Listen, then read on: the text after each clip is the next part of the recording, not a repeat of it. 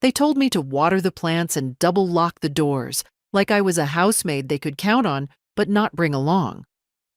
"You're too old for long flights, Grandma. Just watch the house." That's what they said before driving off in their big black van, laughing about Greek beaches and fresh seafood. They didn't see my face as they left. I didn't say a word, just waved.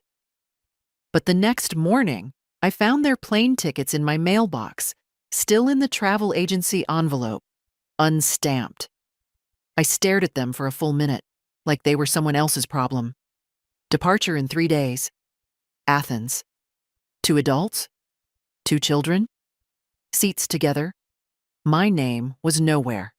Of course it wasn't. I took them inside, placed them on the kitchen table, and made tea. That's what you do at my age when something punches you in the chest. You make tea and wait for your hands to stop trembling. But they didn't. They shook when I reached for my old address book, when I found the number for the agency. "I'd like to cancel these tickets," I said. The girl on the other end sounded surprised. "Can I ask why, ma'am?" "No," I said. "Just cancel them." There was silence, then a polite, almost fearful, "Of course." I wrote down the confirmation number. Then I made another cup of tea, sat in the armchair where I used to rock my son to sleep, and looked around the living room. The photo of my husband, Paul, was still on the mantel. Still young, still smiling. He'd passed 20 years ago. If he were here, he wouldn't have let this happen. I'd been many things in this house: a wife, a nurse, a secretary, a cook, a fixer of broken toys and broken hearts, and for the last decade, just Grandma. Not Helen, not Mom. A presence in the background, muted and obedient. They thought I'd sit quietly and wait for updates. Photos of blue skies sent to the family chat. Messages like, "We miss you, wish you were here," knowing full well they'd never intended to bring me. I looked at the canceled tickets again. Then I opened the drawer where I keep my passport. It was still valid. I had a little over $12,000 in my savings account. A few thousand more in bonds. No debts. No one depending on me. Not anymore. I booked a flight. Athens, 1 seat. Aisle. Next, I called my neighbor Carol and asked if she'd water the plants. "Sure, hun. Going somewhere?" she asked. "Just a little trip," I said. I packed one small suitcase, comfy shoes, my best scarf, and that navy blue dress I hadn't worn since Paul's funeral. Not because of sadness, but because it made me look sharp, and I'd forgotten how to wear anything that made me feel that way. The night before my flight, I sat on the porch. The street was quiet. A soft wind played with the ivy. I thought about what they'd say when they realized. Maybe they'd call. Maybe they wouldn't. I didn't care. For once, I wasn't staying behind. The morning came gently. I locked the door, left a note for Carol, and walked down the steps. Slowly, but with purpose. I didn't look back. The gate agent glanced at my passport, then at me, and smiled in that rehearsed way young people do when they see someone old traveling alone. "Enjoy your flight, ma'am." I didn't answer. I just walked on, one hand gripping the handle of my suitcase, the other holding my boarding pass like a shield. I hadn't flown in nearly 30 years. The airport felt loud, metallic, all glass and announcements and people with tangled lives. But I moved through it like I belonged, because pretending you belong is half the battle. That's something you learn when you've been quietly invisible for too long. On the plane, I took my seat by the aisle, sat still while others stuffed their bags in overhead bins.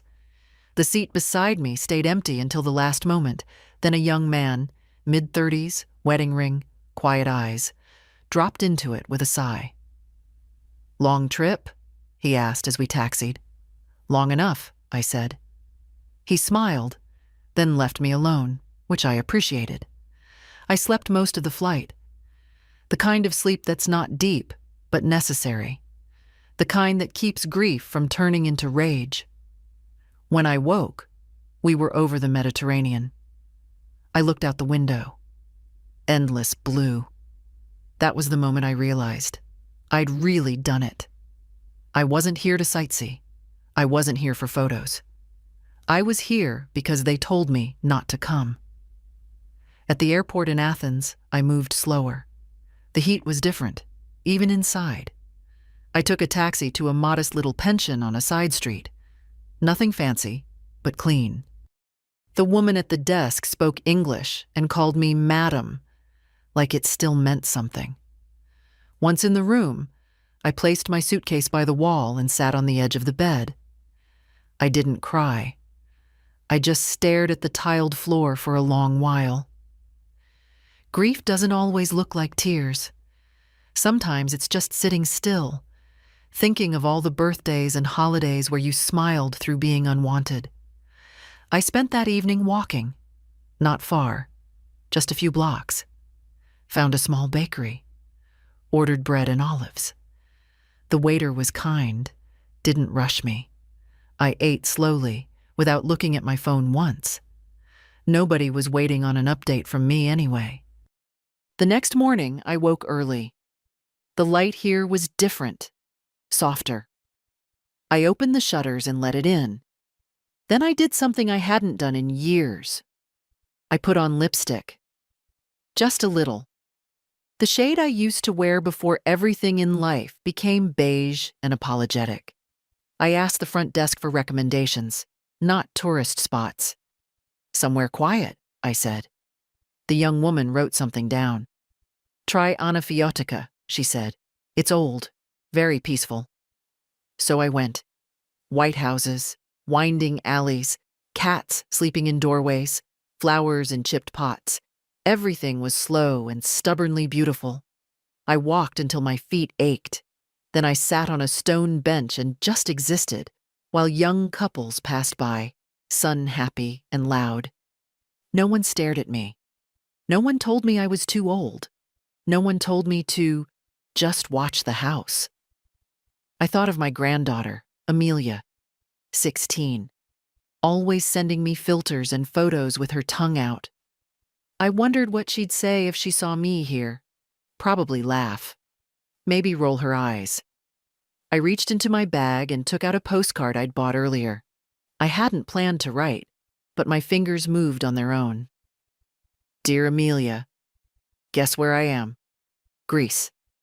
The sea is bluer than you can imagine. I hope you're well. Love, Grandma. I didn't write to my son, or his wife. They didn't need to know. The postbox was near a cafe. I dropped the card in, then ordered a coffee. Drank it slowly, the way my mother used to in the mornings, when everything was quiet. That evening, back in my room, I noticed I was humming an old tune, one Paul used to sing while shaving. I hadn't thought of it in years. I wasn't young, I wasn't particularly brave, but I was finally somewhere I wanted to be. That counted for something. I didn't plan on meeting anyone. That wasn't the point. But life has its own sense of timing, and it rarely consults you before setting something in motion. It happened at breakfast, 2 days after I arrived in Athens. I was at the little table near the window, sipping coffee and buttering toast with more care than necessary.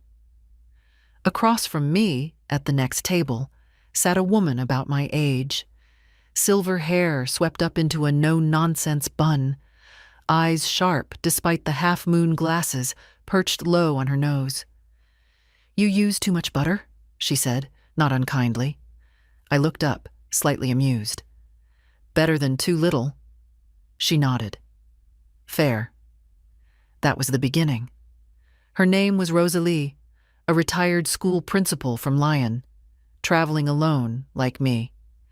Widowed, she added casually, as if it were just another stamp in her passport.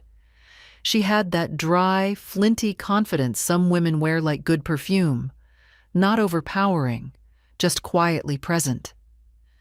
We started walking together, Not far, just morning strolls through the quieter streets. I liked the way she noticed things. Not the postcard landmarks, but the details everyone else passed by. A broken shutter that had been painted lilac. A dog asleep beside a statue. She wasn't trying to capture anything for social media. She just looked. Really looked. At lunch, we sat under a vine-covered terrace, sipping cold white wine. She talked about her students, the troublemakers she secretly liked most. I told her about my garden back home, how the tomatoes never cooperated no matter how gently I spoke to them. "And your family?" she asked. I paused. "They're fine," I said. "Just thought I was too old to travel." Her eyes narrowed slightly. "They said that to you?" I nodded. She didn't react dramatically, just sipped her wine. "You're here," she said. "So they were wrong." That night, I couldn't sleep. I lay in bed staring at the ceiling, thinking about all the years I'd stayed in my lane. The birthday parties I cooked for but never sat down to enjoy. The trips I funded but was never invited on. How often I'd told myself, "They're just busy," or "You're needed here." But I wasn't needed. Not really. Not beyond the caretaking, the meal prep, the dependable presence. The next morning, Rosalie knocked on my door. She had a map folded under her arm and a glint in her eye. "Florence," she said. "It's not far. I've always wanted to see the Uffizi. You?" I hesitated. "Why not?" I said. We booked train tickets that afternoon, 2 women over 70, buying one-way seats like students on summer break. We laughed about it over dinner, though something in me still felt tight, like an old muscle not used to moving. That evening, I received a message from my daughter-in-law. I hadn't heard from her in weeks. "Did you check the garden? The sprinkler system's been weird lately." No, "How are you?" No, "Where are you?" I didn't reply. Instead, I packed. Folded the navy dress with care, wrapped the pearls, rolled my shoes in a plastic bag, old habits from years of practical travel. I moved slowly, not from age, but from savoring. In the corner of my room sat a small vase of fresh daisies, a gift from Rosalie. "Because you look like someone who appreciates flowers without needing a reason." She wasn't wrong. That night, I placed the phone in a drawer and turned it off. No pings, no alerts. For the first time in a long while, I didn't feel like someone waiting to be included. I felt like someone moving forward, one step at a time. The train to Florence left just after 9. We sat side by side in a quiet car, our bags stored above us, a paper bag of croissants between us. Rosalie read a mystery novel in French. I stared out the window. The countryside rolled by, soft and golden, stitched with vineyards and sleepy towns. It looked like a painting my husband once bought at a flea market. Cheap frame, but beautiful inside. He said it reminded him of places he'd never been. I never thought I'd see it myself. We didn't talk much. That was the comfort of Rosalie. She didn't need to fill silence, didn't press with questions. When the train rocked gently around a curve, she looked up from her book and offered me the last croissant without a word. I took it and smiled. That was enough. Florence greeted us with warm air and narrow streets. Our hotel was old and full of charm, the kind of place where the elevator creaked and the keys were heavy brass with leather fobs. Our room had a tiny balcony that overlooked red roofs and laundry lines strung between buildings. "I want to see Botticelli," Rosalie said, dropping her bag onto the bed. "And maybe something ridiculous and expensive I'll never wear." We did both. The Uffizi was crowded, but worth it. Standing in front of the Birth of Venus, I felt something loosen in me. Not awe, exactly. more like recognition. That feeling that beauty isn't always loud. Sometimes it's quiet, inevitable, and you don't realize it's moving you until you feel your throat tighten. We walked for hours afterward, stopping at a cafe where the waiter flirted with Rosalie, and she flirted right back. She had a way of doing that, making herself feel young without pretending to be. I envied it. That night, we ate at a small place on the Oltrarno side of the river, far from the crowds. Pasta with butter and sage, red wine in short glasses, laughter that came easier than usual. "You're different now," Rosalie said softly. "How so?" "You sit taller, less folded." I didn't know how to respond, so I just nodded. Later, back in the room, I checked my phone out of habit.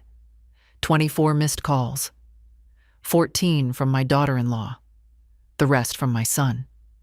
I didn't listen to the voicemails. Just scrolled through the messages. "Where are you?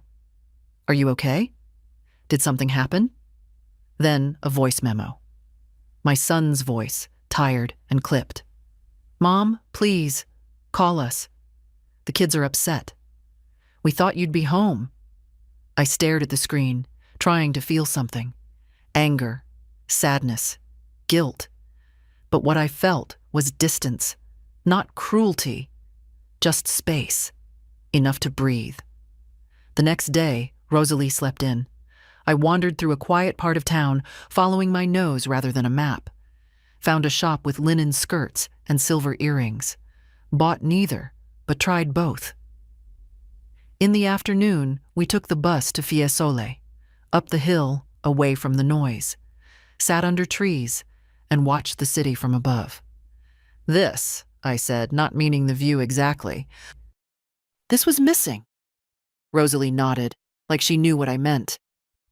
When we got back, there was another message. My son again. "Mom, did you cancel our vacation on purpose? We got to the airport and, never mind, just, please call. We're worried." I turned the phone off. That night, as we walked back to the hotel, Rosalie said, "So, where next?" I thought for a moment. "Lisbon," I said. "Always wanted to hear Fado live." She grinned. "Let's go then." Lisbon welcomed us like an old friend. Warm, a little disheveled, and full of music you didn't need to understand to feel. The sidewalks shimmered from last night's rain, and even the air seemed to hum with quiet defiance, like the city knew something the rest of the world had forgotten. We stayed in a guest house with blue shutters and tile walls. Our room had a tiny balcony that overlooked a square where children kicked a ball between rusted benches. I stood there a long time that first evening, watching the sun slip down behind the rooftops, listening to the voices below. Soft, fast Portuguese that felt like wind in the leaves. Rosalie wasn't feeling well that day. Nothing serious, just a low fever and aching joints. "It's nothing," she waved me off. "I've been worse. Go out. See the city." But I didn't.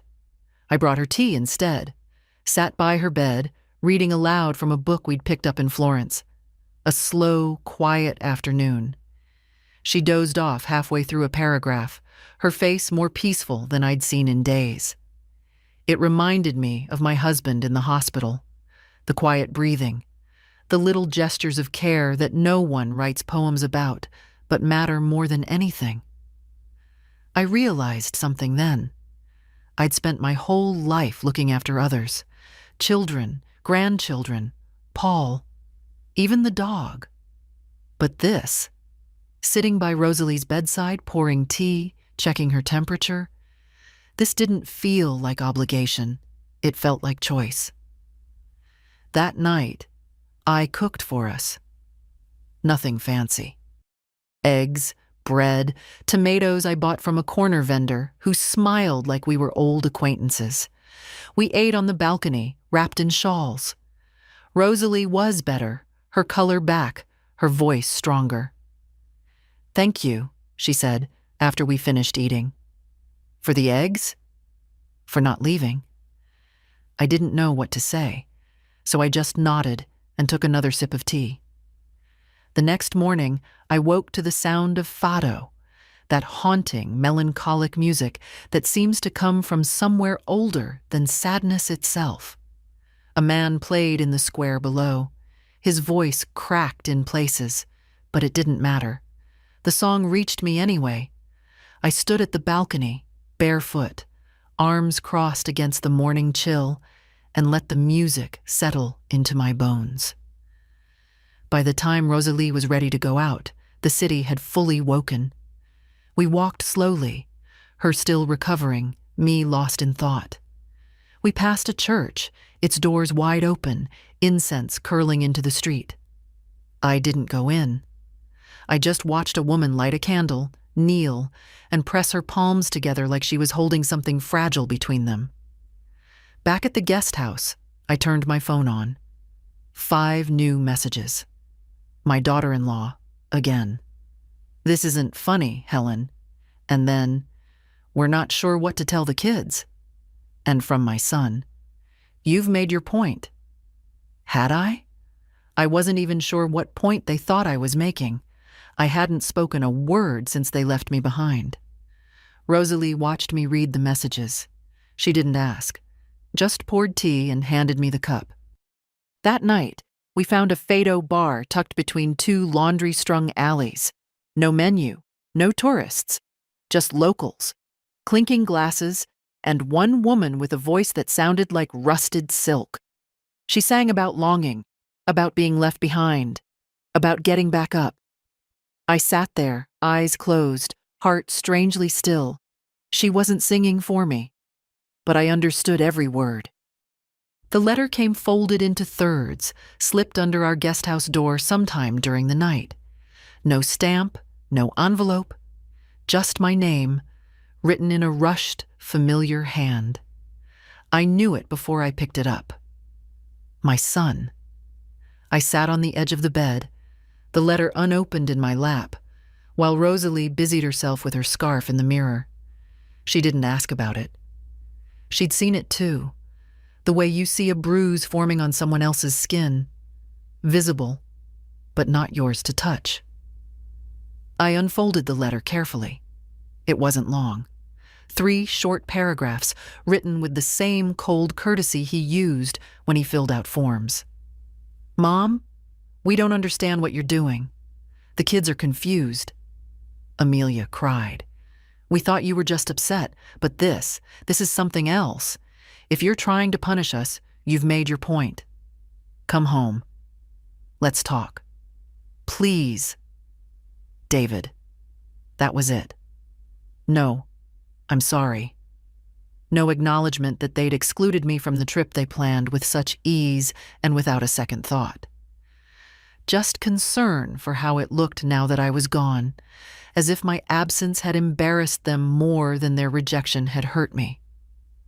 I folded the letter again, placed it in the drawer beside my bed, and got up. Rosalie turned to me. "So, are we having breakfast or just mourning the weak pensmanship of disappointing sons?" I laughed. It caught me by surprise. We ate in the courtyard. Sunlight filtered through the vines above, and the smell of sweet bread and strong coffee softened the morning. Rosalie chatted about the local tram routes, how she wanted to visit the tile museum. I nodded, but my thoughts were still with the letter and the quiet that had followed my absence from their lives. The truth was, I hadn't left to punish anyone. I'd left because I was done asking for a seat at a table that kept shrinking every year. Birthdays had become text messages. Holidays were too busy this year, maybe next.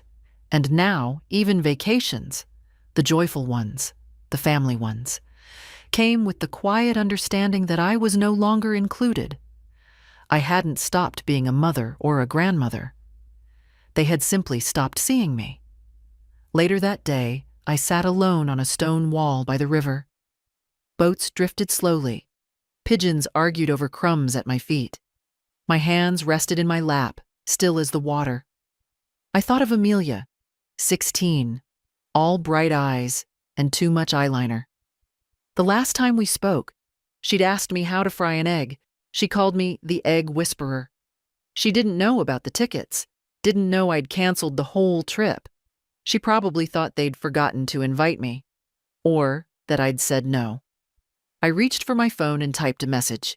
Sweetheart, I'm fine. I'm traveling. Not angry, not hiding, just needed a bit of sky. Don't worry. Love you. I hit send before I could second guess myself. Rosalie found me there half an hour later, carrying 2 small paper bags. Pastéis de nata, she said. You can't leave Lisbon without trying these. We ate in silence, watching the shadows lengthen. That evening, the guest house manager approached us with a puzzled look. Mrs. Helen, he said, your daughter-in-law called. She's worried. She asked me to tell you. The children miss you. I nodded. Thank you. He hesitated. Do you want to call her back? No. He seemed unsure, then walked away. I slept deeply that night. The kind of sleep you get when you've stopped expecting to be needed and started choosing to be whole. In the morning, Rosalie showed me 2 train schedules. One for Madrid, one for Seville. Your pick, she said. I looked out the window. The sky was cloudless. The street below smelled of roasted chestnuts and bus brakes, life in its unpolished form. Seville, I said. Let's see what else they said I was too old for. Seville felt like fire in the bones, not just from the heat, though it pressed down on us like a warm hand, but from the life that pulsed in every alley, every window, every late-night voice echoing across the stone streets. It wasn't a city that asked permission to be seen. It simply was. Bold, proud, unapologetic. We arrived in the late afternoon. Our hotel was tucked between a bakery and a small shoe shop that smelled of leather and dust. The room was modest, but the balcony overlooked a courtyard with orange trees, their scent mixing with the distant hum of a flamenco guitar. Rosalie took one look around and declared, "This place demands earrings." She disappeared into the bathroom and emerged minutes later with silver hoops that danced when she moved her head. I had none to match, but I pinned back my hair and put on lipstick. The same tube I'd found at the bottom of my bag in Athens. It was almost empty now, and for the first time in years, I considered buying another. That evening, we went out without a plan. The streets were alive, not in the noisy tourist way, but in the way old cities breathe after sunset. We followed the sound of clapping and landed in a courtyard restaurant where a small group performed flamenco. Not for tips, not for cameras, but for each other. A woman danced, her face neither smiling nor posed, just full of something I hadn't seen in a long time. Presence. Like she existed entirely in that moment, for herself, with no apology. I couldn't stop watching her.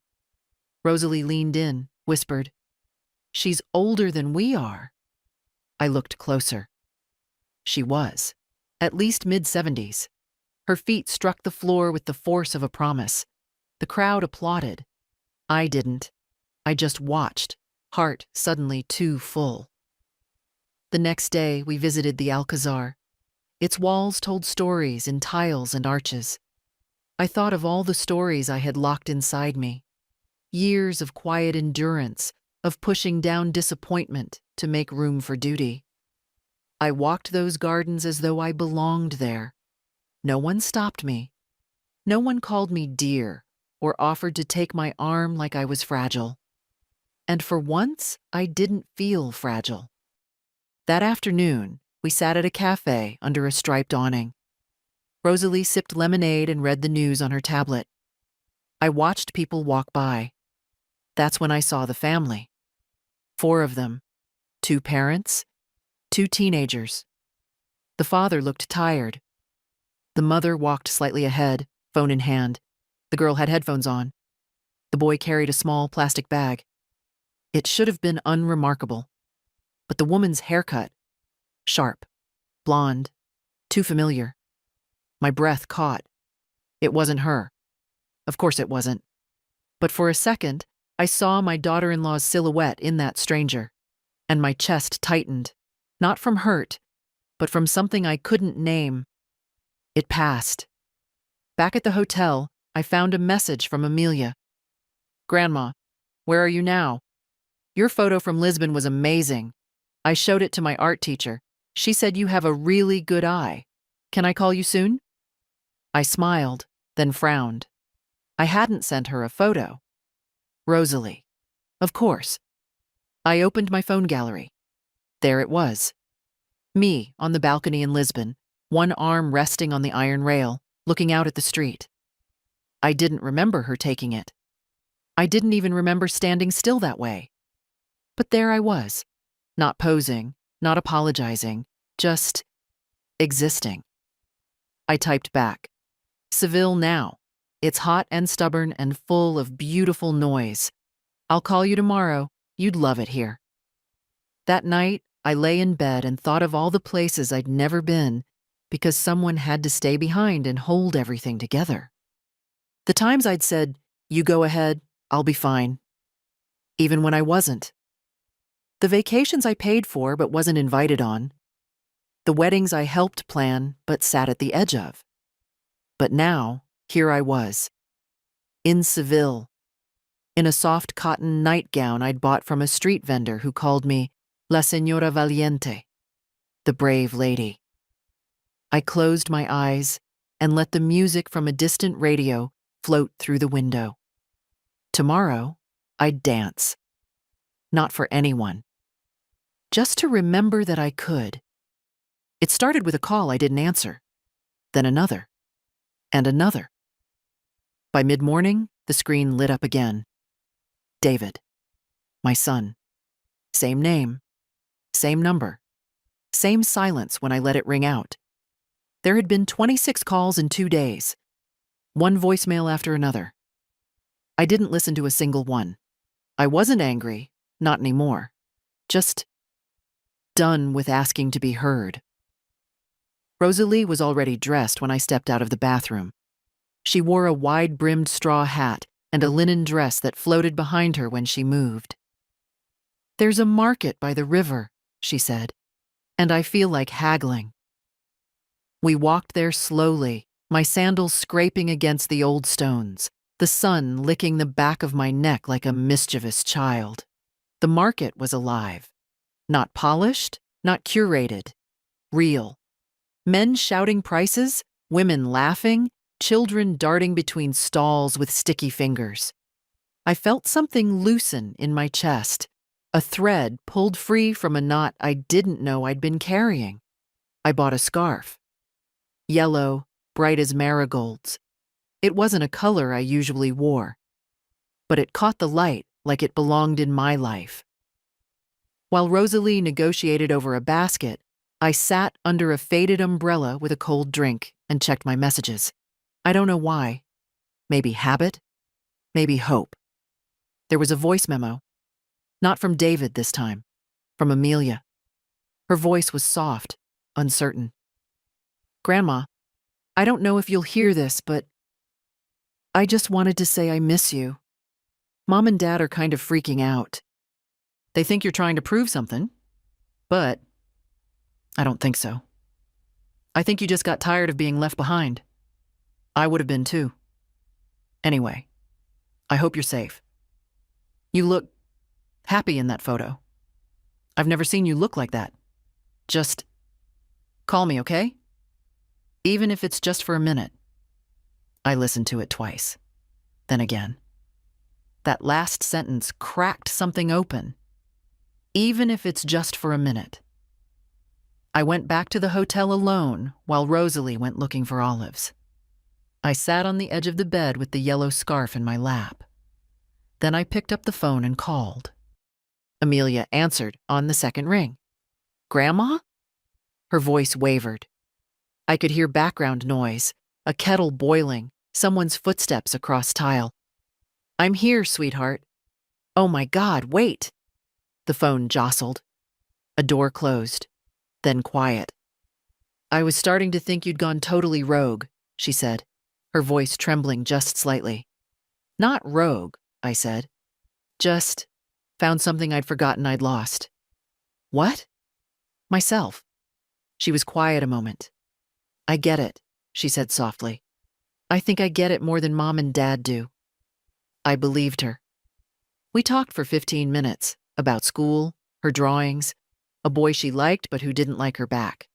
Normal things. Precious things. Then she asked carefully, "Are you coming back soon?" "I don't know yet," I said honestly. "Can I see you when you do?" "Of course, baby." We hung up. I felt lighter, not because everything was fixed, but because something true had passed between us. And truth, real truth, always clears the air. Rosalie returned with a triumphant look and a paper bag full of olives. "Victory," she declared. We ate them on the balcony. The sunset burned the sky red. "I think they're starting to understand," I said after a while. "Who?" "My family." She chewed slowly, then nodded. "About time." I didn't sleep much that night. Not from restlessness, from something deeper, a shift, a new weight, not heavy, but solid. Like finally finding the floor under your feet after drifting too long. In the morning, I put on the yellow scarf. No reason, just because I could. Lisbon had been soft and aching, Florence graceful and slow. But Seville had given me heat and thunder, shaken loose a part of me I didn't realize was still trapped in apology. And now, with my scarf tied neatly at my neck and my ticket in hand, we boarded the train to Granada. Rosalie was humming. She never hummed in the mornings. "What's the occasion?" I asked. She raised an eyebrow. "We're going to see the Alhambra. I hum for architecture." I smiled, folded my hands in my lap, and watched the countryside blur by.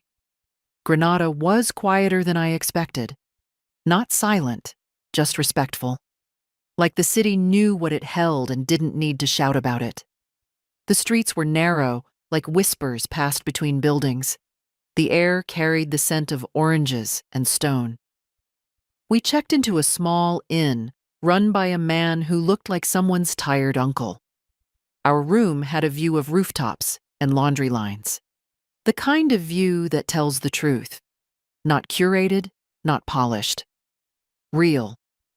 That evening, I sat alone on the terrace while Rosalie napped. I scrolled through my messages.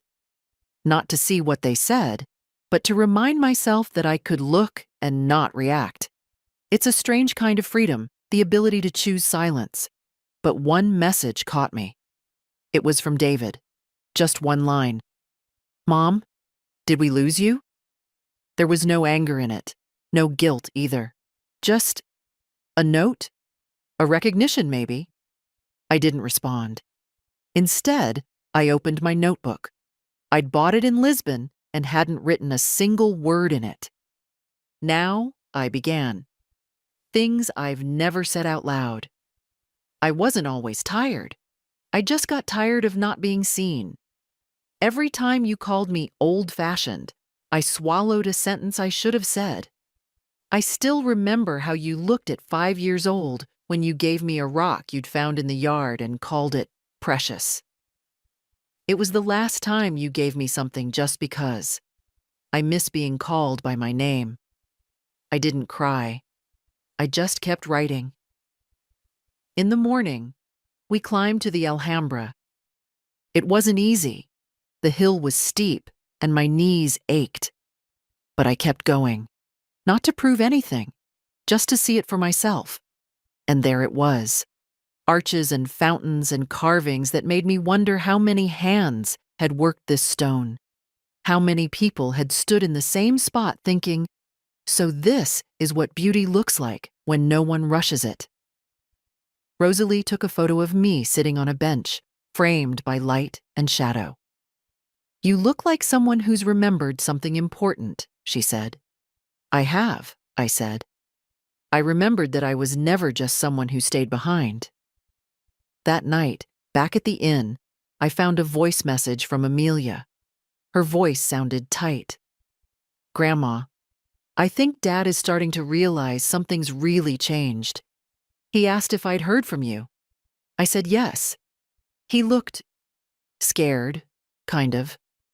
Like he knows he can't just apologize with flowers and act like none of this happened. I told him you're not angry. You're just finished. I hope that was okay." It was more than okay. It was perfect. I replied with a photo Rosalie had taken that morning. Me, standing at the top of the hill, hands on hips, the Alhambra behind me, my face calm. No caption, just the image. She replied with a heart, and nothing else, which was exactly enough. I closed my phone, lay back on the bed, and stared at the ceiling fan whirring slowly above me. Tomorrow, we'd head toward the coast. Rosalie wanted to see the ocean again. I said yes, not because I needed the view, but because I finally had the space to want something again. We took the early bus to Cadiz. Rosalie claimed the sea air did wonders for her lungs and her posture. I think she just liked how the wind tangled her hair and made her feel like she was difficult to contain. The ride was long, the seats stiff, but I didn't mind. I watched the landscape flatten and widen, olive groves turning into scrub and then into salt marshes, until finally the coast appeared, wide and blue and breathing. We found a guest house near the old port. The room smelled of salt and old wood. From the balcony, we could see fishing boats pulling in at dusk, nets trailing like tired promises. I stood there for a long time, one hand resting on the railing, the wind tugging at my sleeve. That evening, we walked the beach. It was quieter than I expected. The waves weren't dramatic, just steady, persistent. Rosalie picked up a piece of sea glass and tucked it into her pocket. I walked barefoot, letting the cold water nip at my toes. There was a couple nearby, older than we were, holding hands like teenagers. They didn't speak, just walked together, fingers locked like the answer to a question they no longer needed to ask. I sat on a low rock and watched the sun dissolve into the horizon. Somewhere behind me, Rosalie was humming again, the same tune from the train to Granada. It floated on the wind and mixed with the gulls' cries. My phone buzzed in my pocket. I didn't move. Not for a long time. But eventually, I pulled it out. It was David.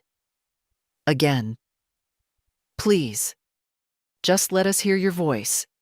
I stared at the screen. Then I opened the voice memo app and pressed record. I didn't script it. I didn't rehearse. I just spoke. "David, I'm not angry, but I am changed. I spent most of my life waiting to be asked, to be needed, to be seen. And I was, sometimes. But mostly, I was the background to your lives. I don't say this to make you feel guilty. I say it because it's true. I love you. I always will. But I'm not coming back to the role you gave me. If you want me in your life, it won't be as a backup plan, or a babysitter, or a name on the emergency contact form. It'll have to be as a person, a whole one. I hope you understand. Good night." I hit send. The sea whispered something I couldn't quite translate. When I returned to the guest house, Rosalie was reading by the lamp. She looked up. "You sent it." I nodded. She closed her book. "How do you feel?" Like I finally said the thing I'd been swallowing for 20 years. She smiled. "About damn time." That night, I dreamt of a hallway, endless, lined with closed doors. I walked slowly, barefoot, my fingers brushing each handle, and one by one, the doors clicked open behind me. I didn't look back. In the morning, there was no reply from David, but there was another message from Amelia, a photo.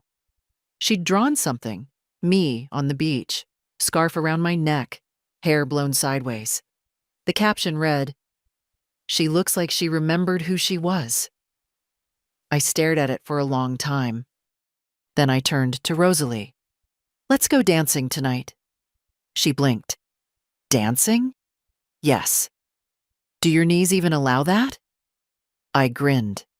"They'll learn." The bar wasn't meant for us. Not really.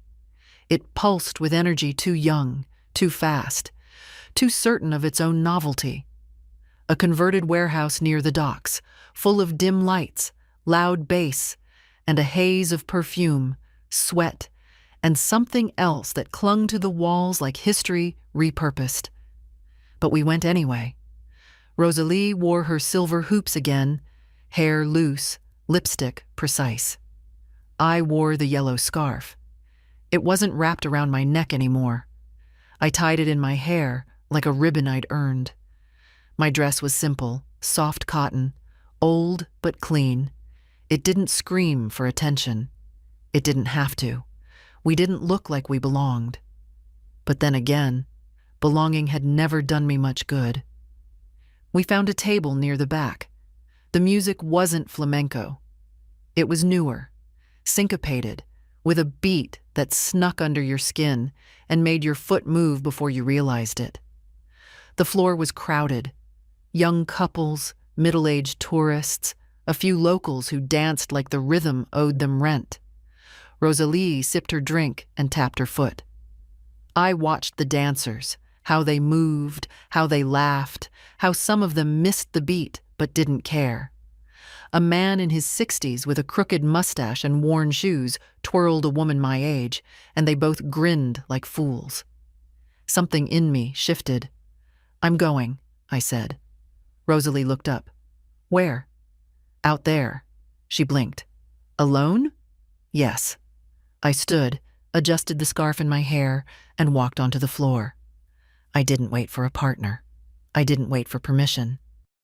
I just started moving. At first, it felt strange, like borrowing someone else's body. My limbs stiff, unsure, my breath shallow. But the beat pulled me forward, and the years fell off like dust from an old coat. I danced, not gracefully, not skillfully, but fully.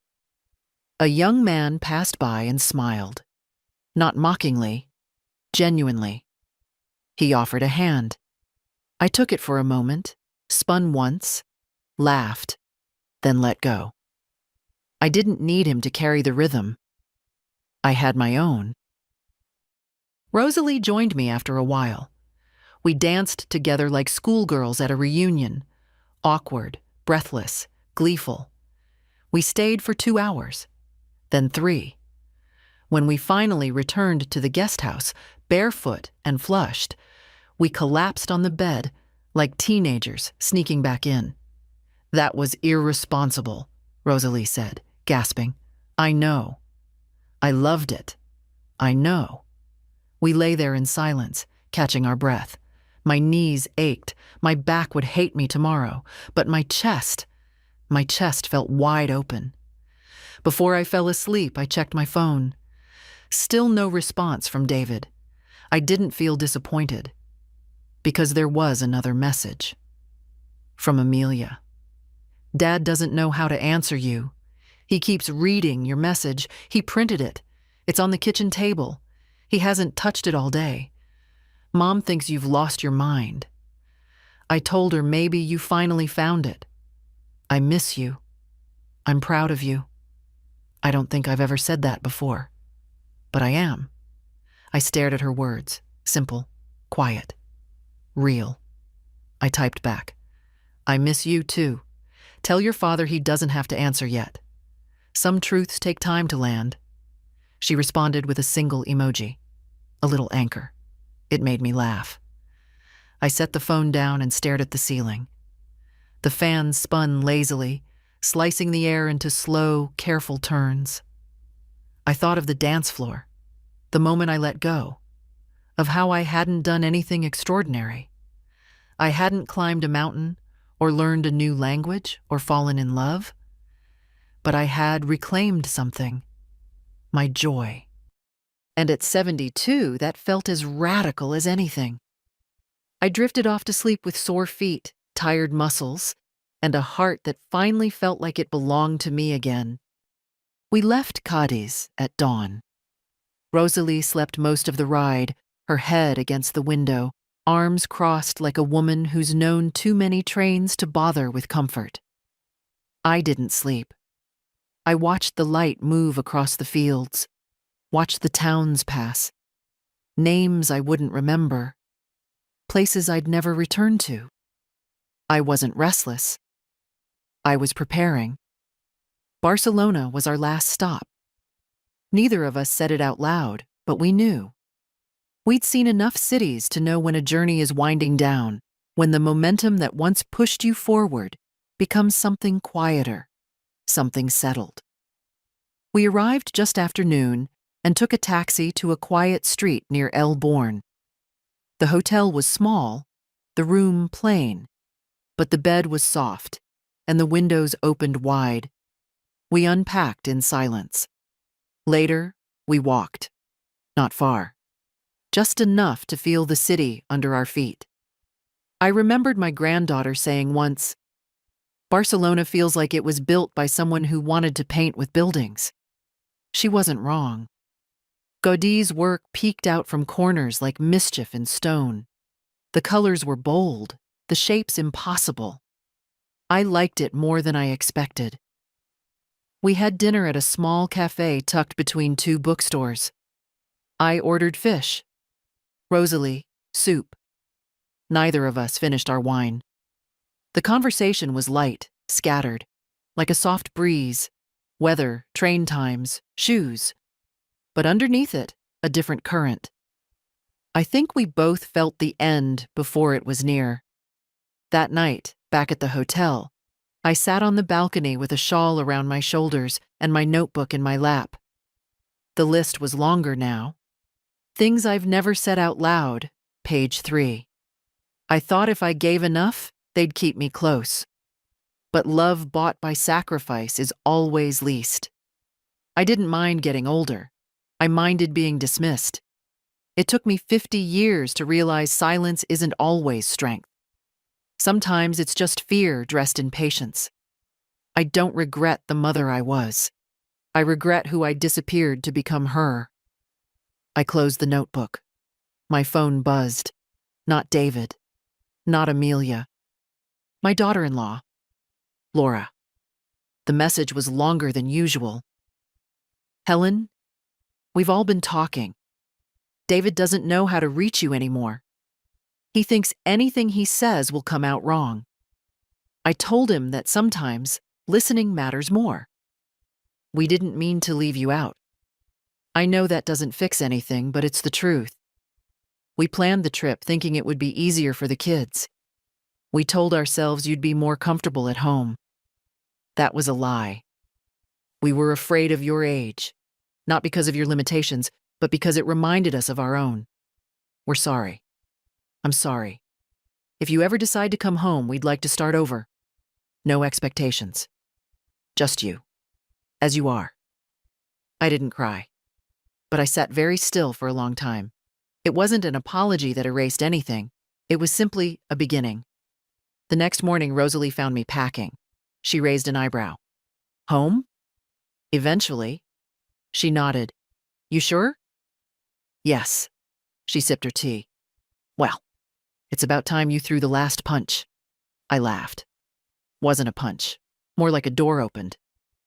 Rosalie left 2 days later. We hugged at the station.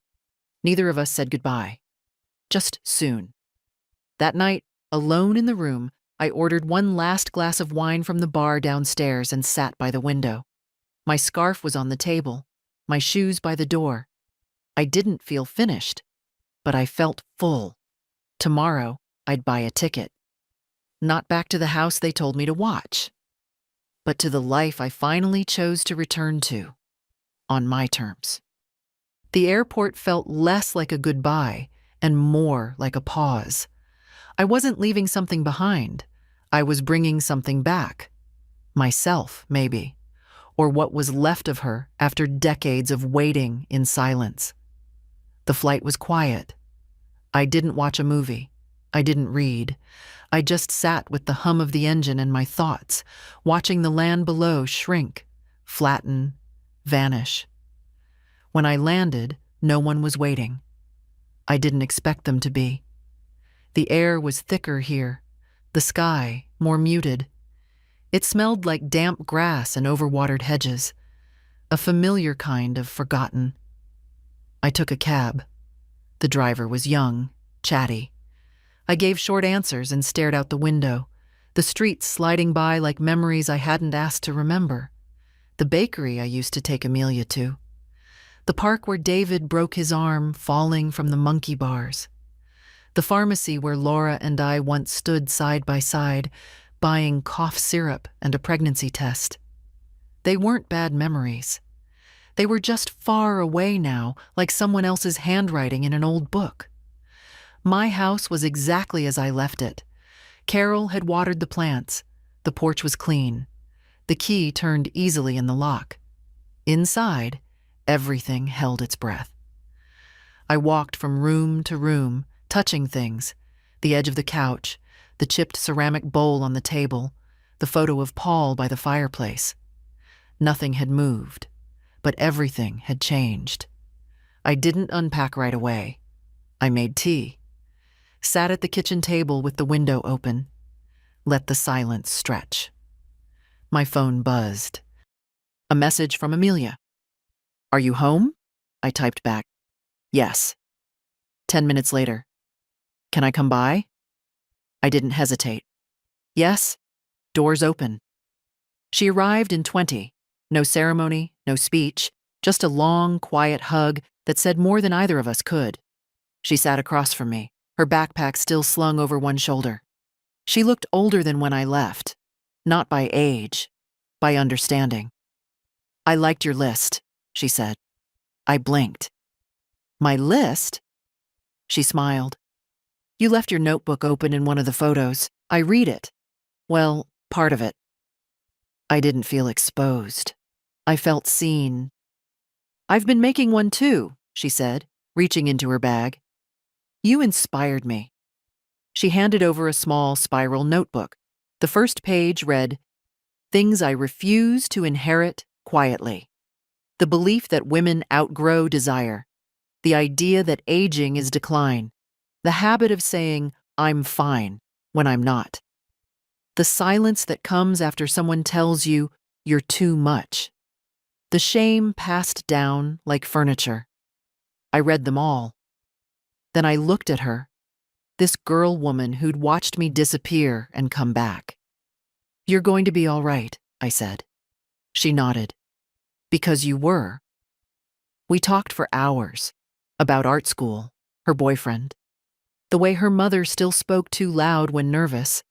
At one point, I reached for her hand. "You know," I said, "your father hasn't called yet." She looked down. "He's scared." "Of me? Of what you've become? Of what he never let himself see before?" I didn't respond. The doorbell rang. Amelia looked up. "That's them." I didn't move. "I'll get it," she said gently. I heard the door open, muffled voices, then silence, then David. He stepped into the kitchen like it was sacred ground, his face tired, older. He looked at me like someone waiting for permission to speak. "I wanted to come alone," he said. But Laura insisted. She appeared behind him, hands clasped. No makeup, no posture. Just real. "We don't know how to start," she said. I stood. "You already did," I replied. "You showed up." David took a step forward. "I didn't want to lose you." "You didn't," I said. "You just stopped seeing me." He nodded. "I'm sorry. Not grand, not poetic, just honest. It was enough." "I made tea," I said. "There's still some in the pot." They sat. Not as owners of the space, not as people asking for forgiveness like a favor, but as people who finally realized the seat at the table wasn't theirs by default. It had to be earned. They didn't stay long, an hour, maybe less. Enough time for awkward sips of tea, too many pauses, and the quiet work of building a new shape between us. I didn't rush it. I didn't smooth over the rough parts. Let them feel the quiet I'd lived in for years. Let them sit in it a while. Laura spoke more than David. She always had. But this time, there was less certainty in her voice, more listening between her sentences. She asked about my trip, about the places, the food, the people. I gave her pieces, not the whole. She didn't deserve the whole. Not yet. When they left, David lingered at the door. "Can I?" he started, then stopped. "Do you want to come for dinner sometime? No big gathering? Just us. You and me." I didn't say yes, but I didn't say no. He seemed relieved by that. After they were gone, the house was quiet again. But not the same quiet. Not the brittle kind that cracks when you breathe too loudly. This was a softer hush, a pause before a new line begins. That night, I sat on the porch with a blanket across my lap, the notebook open again. I hadn't added to it in Barcelona. I think part of me knew I'd need space for this. For homecoming. Things I know now, I wrote at the top of a new page. People don't notice your silence until it costs them something. Leaving isn't the same as running away. You can still start over at 72. Some doors don't need to be slammed, just closed, softly but firmly. Your voice isn't gone. It's waiting for you to stop asking for permission. I paused, tapped the pen against the paper, then added, "Forgiveness isn't for them. It's for your own breath." I closed the notebook, laid it on the side table, and breathed in the scent of night jasmine. Amelia came by the next afternoon. No warning, no reason. Just walked in, kicked off her shoes, and flopped onto the couch like she used to when she was little. "I made a decision," she said. "Oh?" "I'm applying to the program in Berlin." I looked at her. Her eyes were nervous but steady. "I know it's far," she said, "and Mom's already freaking out. But I need to do this. I need to go." I didn't flinch. "You should," I said. She blinked. "Really?" "Don't wait for permission," I said. "You'll miss your life." Her mouth curled into a slow, wide smile. "I knew you'd understand." She stayed for hours. We made soup. We talked about books. She asked about Rosalie, laughed when I said we'd danced until our legs gave out. "You're kind of a legend," she said, teasing. "No," I said. "I'm just finally myself." Before she left, she handed me a small envelope. Inside was a drawing, the same beach from Cadiz, but with a new figure standing at the water's edge. Me, arms open, head tilted toward the sea. On the bottom, she'd written, "She didn't come back the same," and that was the point. I looked up. She shrugged. "I'm gonna get it framed." After she left, I placed it beside Paul's photo on the mantel. He would have understood. The next morning, I received a letter. Real paper, blue ink. David's handwriting. It said, "Mom, thank you for the tea, for letting us sit in the silence. I see it now. I don't expect to be forgiven, but I'd like to try. Not to erase anything, but to build something better. If you're willing. No declarations, no promises, just a man learning how to speak differently to the woman who raised him." I folded the letter. I didn't reply. Not yet. Some silences aren't meant to be filled. They're meant to be honored. I didn't go to dinner right away. I let the invitation sit. Days passed, then a week. I watered my own plants. I cooked for myself. I walked in the mornings. Not because I was punishing anyone, not because I wanted them to worry, but because I needed to feel the shape of my life without them in it. And it was a good shape. Not loud, not dramatic, just steady, dignified, mine. Rosalie wrote me a postcard from Marseille. "They still think I'm a widow with a secret inheritance," she scribbled. "Let them." On the back, a sketch of two women dancing in a bar, one with a yellow scarf, arms lifted. I laughed when I saw it, framed it, put it by the kitchen window. Then, one morning, I called David. "Sunday," I said. 5 o'clock. I'll bring dessert."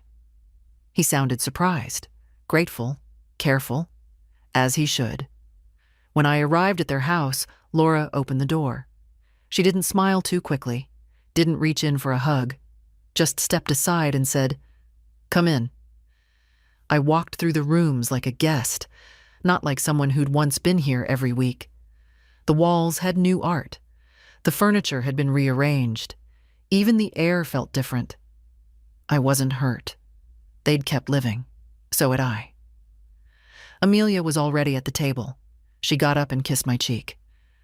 "I made salad," she whispered, like it was a shared secret. "Don't tell Mom if it's bad." I took my seat. Dinner was fine, civil, a little stilted. David asked questions. Laura offered seconds. Amelia made jokes. I answered simply. I listened more than I spoke. I watched the way David glanced at me like someone checking for cracks in a wall. Toward the end, he cleared his throat. I read your notebook." I looked at him. "What notebook?" "The one on the counter in the photo." Amelia let me read some of it. I raised an eyebrow. "She showed you?" "She said it was important I saw what you weren't saying." That sounded like her. He hesitated, then added, "It hurt." "Good," I said.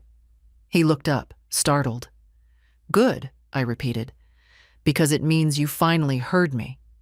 He nodded slowly. "I did." Laura cleared her throat. "We've talked about things, a lot, and we want to do better. I'm not here for promises," I said. "I'm here to see if you're learning." They both nodded. I took out the dessert. Lemon tart. Not too sweet, just sharp enough to wake the mouth. We ate in silence for a while. Then Amelia said, "I want to read something." She pulled a folded page from her pocket. Her own list now. Her voice shook a little. "Things I want to remember. My grandma taught me that disappearing quietly is a slow kind of death. That staying soft is not the same as staying silent. That women don't owe their energy to the comfort of others. That loving someone doesn't mean becoming small for them. That it's okay to outgrow your place at the table and demand a new one." I blinked hard. No one spoke for a long time. Eventually, Laura stood. She began clearing dishes. David helped. Amelia poured more tea, and I sat back, hands resting in my lap, watching the quiet unfold. Not the uncomfortable kind, but the earned kind. The kind you share when people are finally learning how to hold each other honestly. When I left, David walked me to the door. He hesitated before speaking. "I know it'll take time," he said. "I have time," I answered. Then I reached into my bag, pulled out a thin envelope and handed it to him. "What's this?" "A copy of the tickets, the ones I canceled." He stared at it. "I kept them," I said. "Not out of spite, out of truth. So we don't forget how easy it was to erase me." He didn't open the envelope, just nodded and tucked it into his pocket. We didn't hug, but we stood close, like people who might one day understand each other without needing to explain every bruise. At home, I undressed slowly, took off my earrings, folded my scarf. I stood at the mirror, studying my face. Older, yes, but not tired. Wiser, but not cold. There were lines there that hadn't been before the trip, but they weren't cracks. They were paths, routes I'd taken back to myself. Before bed, I wrote one last page. Things I no longer apologize for. Wanting space, wanting more, saying no, leaving quietly, coming back louder. And at the bottom, in small script, I was never too old. I was just never asked if I still dreamed. Now I don't wait to be asked. I go.